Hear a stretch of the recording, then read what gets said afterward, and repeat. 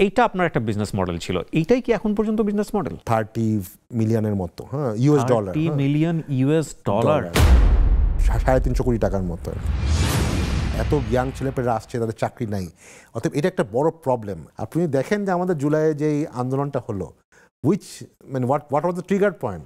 It was basically quota, job, এগুলো। বাংলাদেশে দেখবেন আমরা একটা বড় সোশ্যাল সমস্যা আছে কি, অনলাইন গ্যাম্বলিং, অনলাইনে জুয়া। এটা একটা মানে মহামারী হিসাবে, মানে মাদক যেরকম একটা প্রবলেম ছিল, এই অনলাইন জুয়াও কিন্তু একটা মহামারী হিসাবে, এবং যত বেশি শহরে তার থেকে বেশি কিন্তু গ্রামে গঞ্জে। সিবি ধরলে বোঝা যায় না যে আসলে কোথায় কোন অবস্থায় আছে তার স্ট্যাটাস। মানে ঝাঁকে ঝাঁকে গ্র্যাজুয়েট হচ্ছে, কিন্তু একটা হচ্ছে কোয়ালিটি ভালো না, কারণ সে ভালো কিছু শিখে আসতেছে না।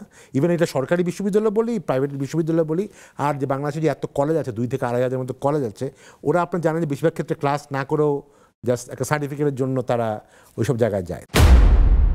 এই যে যারা চাকরি পাচ্ছে না, এদেরকে কি কোনোভাবে আমরা তাদেরকে হেল্প করতে পারি কি না, যে তারা যাতে চাকরি শুধু দেশে না, দেশের বাইরেও, মানে ডাটা এন্ট্রি করে ওয়েবসাইটে দিয়ে দিলাম ফ্রি ফর অল, যে কেউ যাতে জবগুলো একসাথে একখানে সবখানে দেখতে পারে।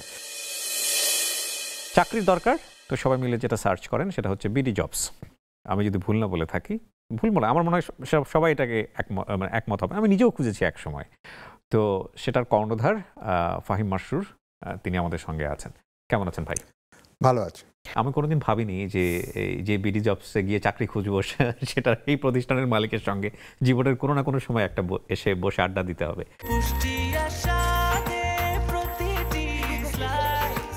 ব্রেকফাস্ট, টিফিন কিংবা স্ন্যাক টাইমে মজাদার আয়োজন মানে অল টাইম ব্রেড। আমি যদি একটু আপনার কাছ থেকে মানে এটা নিয়ে আমি আবার অর্গানাইজেশনাল ডিসকাশনে চলে যেতে চাই, যে আসলে বাংলাদেশের জব মার্কেটটা আসলে কেমন, এমপ্লয়ি এন্ড থেকে আর এমপ্লয়ার এন্ড থেকে? দেখেন, এটা একটা যদি একটা বড় ডিসকাশন, বাট যে সমস্যাটা হয়েছে আসলে আমি যদি একটু খুব উদাহরণ দেই, বাংলাদেশের যেই মেইন প্রবলেমটা হচ্ছে আমাদের একটা ওভারসাপ, এবং এটা গত 10-15 বছরের একটা ফেনোমেনা, এটা একটা over supply of our graduates হয়ে গেছে আমাদের। আমি যদি আপনাকে উদাহরণ দিই, একটা আজ থেকে 10 বছর আগে আমাদের টোটাল যত লেবার ফোর্স আর কি, লেবার মানে ওয়ার্ক ফোর্স যদি বলি আমি, হ্যাঁ, কান্ট্রির যদি ওয়ার্ক ফোর্স থাকে, তার মধ্যে মাত্র 3.5% ছিল গ্র্যাজুয়েট। দেখেন, 3.5%। এখন এই গ্র্যাজুয়েটদের নাম্বারটা হঠাৎ করে বেড়ে গেছে 10%-এ। ওকে, 10 বছরে। হ্যাঁ, তো তার আগে বাংলাদেশে 40 বছরে কিন্তু মানে 3.5%-এর মতো হয়েছে। এখন হঠাৎ করে গত 10 বছরে বেড়ে গেছে। এটা বিভিন্ন কারণ আছে, এবং ইন্টারেস্ট বাংলাদেশের এখন প্রতি বছর আমাদের জব মার্কেটে ঢুকে প্রায় 24 লাখ লোকের মতো, তার মধ্যে 8 লাখ লোকই হচ্ছে গ্র্যাজুয়েট। এটা কিন্তু আজ থেকে 10 বছর আগে ম্যাক্সিমাম 2-2.5 লাখ ছিল। এখন আপনি বলবেন যে হঠাৎ করে কেন গ্র্যাজুয়েট বাড়লো? দুইটা ব্যাপার আছে। একটা হচ্ছে আগে যদি বলি 15-20 বছর আগে লোকজনের আসলে মানে অনেকে হয়তো গ্র্যাজুয়েট হতে চেত, কিন্তু তার উপায় ছিল না। সে ফর এক্সাম্পল, আমরা জানি যে গত 15-20 বছর প্রচুর লোকজন আসলে বাংলাদেশের একেবারে নিম্ন মধ্যবিত্ত বা নিম্নবিত্ত লোক কিন্তু বিদেশে গেছে। গ্রামের একটা লোক বিদেশে গেছে, এখন সে হয়তো সৌদি আরবে অড জব করছে, দুবাইয়ে হয়তো ক্লিনার হিসাবে কাজ করছে। তো ও কিন্তু মনে করে, তার কিন্তু ফ্যামিলি দেশে অফকোর্স, সে মনে করে যে আমি আসলে কেন এই অড জবটা করছি, আমি কেন দুবাইয়ে মানে রাস্তা ক্লিনার হচ্ছে, বিকজ আমি পড়াশোনা করি নাই। সে যেটা করে, সে কিন্তু মানে হাড় ভাঙা খাটুনি খেলতেছে, কিন্তু তার ছেলে বা মেয়েকে বলতেছে যে তুই অ্যাটলিস্ট একটা ইউনিভার্সিটিতে যা, হ্যাঁ, যে এটা কর। হ্যাঁ, এখন প্রবলেমটা হচ্ছে ও তো তার ভালোর জন্যই করছে, কিন্তু এই জন্য দেখা যাচ্ছে যে আমাদের, আপনি যদি দেখেন, আমরা অনেক ক্ষেত্রে আমাদের জবের জায়গাটা কোথায় এখন, মানে আপনি যদি এখন অনেকে মনে করে যে আমাদের দেশে আসলে প্রাইভেট ইউনিভার্সিটিতে শুধু হয়তো মধ্যবিত্ত বা উচ্চবিত্ত লোকজন পড়ে।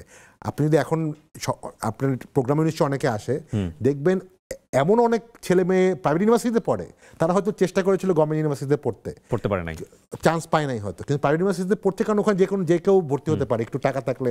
এবং দেখবেন এতে বড় একটা অংশ কিন্তু বিদেশ থেকে বাবা মা মানে টাকা ইনকাম করে পাঠাচ্ছে, তারা করছে। বাট সমস্যা হচ্ছে যে কোয়ালিটি কিন্তু পাচ্ছে না। তো এই জন্য দেখবেন যে আমাদের এডুকেশন সিস্টেমটা এরকম হচ্ছে যে তারা মানে ঝাঁকে ঝাঁকে গ্র্যাজুয়েট হচ্ছে, কিন্তু একটা হচ্ছে কোয়ালিটি ভালো না, কারণ সে ভালো কিছু শিখে আসতেছে না। ইভেন এটা সরকারি বিশ্ববিদ্যালয় বলি, প্রাইভেট বিশ্ববিদ্যালয় বলি, আর যে বাংলাদেশে যে এত কলেজ আছে, 2 থেকে 2,500 মতো কলেজ আছে, ওরা আপনার জানেন যে বেশিরভাগ ক্ষেত্রে ক্লাস না করেও জাস্ট একটা সার্টিফিকেটের জন্য তারা ওইসব জায়গায় যায়। তো এই যে এটা বড় একটা সাপ্লাই হয়ে যাচ্ছে। এখন সমস্যা হচ্ছে আমাদের যদি ইকোনমি যদি দেখেন গত 20-25 বছরে কোন সেক্টরগুলো বেশি ডেভেলপ করছে, গার্মেন্টস সেক্টর বা ম্যানুফ্যাকচারিং সেক্টর, ওই জায়গাগুলিতে কিন্তু এত গ্র্যাজুয়েট লাগে না, ওইখানে কিন্তু আসলে লাগে অপারেটর লাগে। কিন্তু আমরা কিন্তু এখন গ্র্যাজুয়েট পাস করছি, বার করছে অনেক বেশি, যেটা বললাম প্রায় 2-3 গুণ হয়ে গেছে গত 10 বছরে। তো এখন ওরা তো মানে ইউনিভার্সিটি কলেজ থেকে পাশ করে বাইরে হয়েছে, কিন্তু এনাফ জব নাই।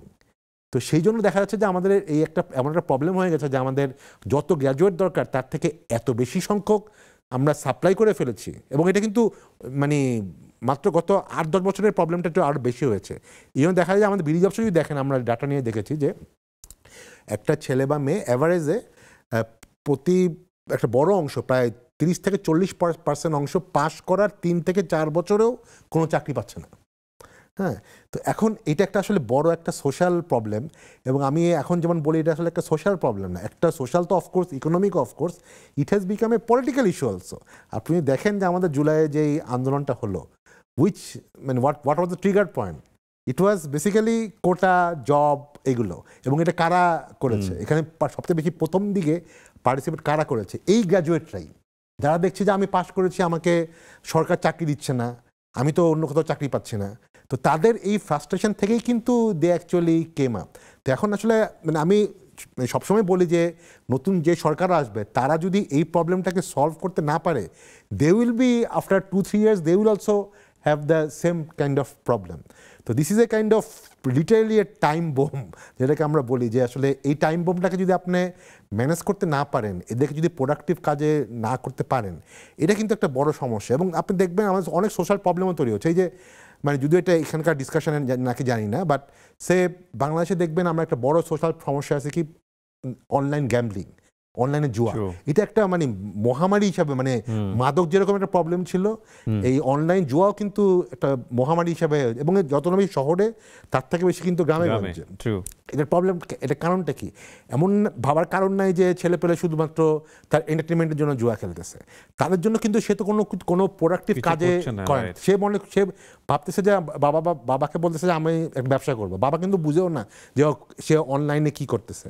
বাবাকে বলে আমি অনলাইনে ব্যবসা করব, দেখা যায় বাবা থেকে 50,000 টাকা নিয়ে এসে সে এই টাকাটা খাটাচ্ছে গ্যাম্বলিংয়ে। কেউ হয়তো প্রফিট করছে, 2-1 করছে, বাকি সবাই ধরা খাচ্ছে। হ্যাঁ, তো ওই যে আমরা গত 3-4 বছর আগে দেখেছিলাম সবাই ই-ভ্যালিতে জিনিস কিনে ব্যবসা করে, ওরাই কিন্তু আবার দেখা যাচ্ছে যে এখন এই অনলাইনে গ্যাম্বলিং করতেছে। তো but at the end of the day এই জিনিসগুলি তো আসলে কোনো সোসাইটিকে একটা পিছনের দিকে নিয়ে যেতে, দে আর নট মানে ডুইং এনি প্রোডাক্টিভ জব।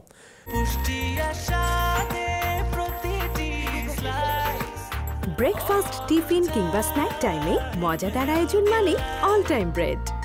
তো এই একটা বড় ধরনের একটা সোশ্যাল, ইকোনমিক অ্যান্ড পলিটিক্যাল প্রবলেমের মধ্যে কিন্তু আমরা যাচ্ছি, বিকজ এই ছেলেপেলেগুলি কিন্তু আমরা মানে আমাদের ইকোনমিতে অ্যাবজর্ব করতে পারছি না, এদেরকে এনাফ মানে গুড অপরচুনিটি দিতে পারছি না।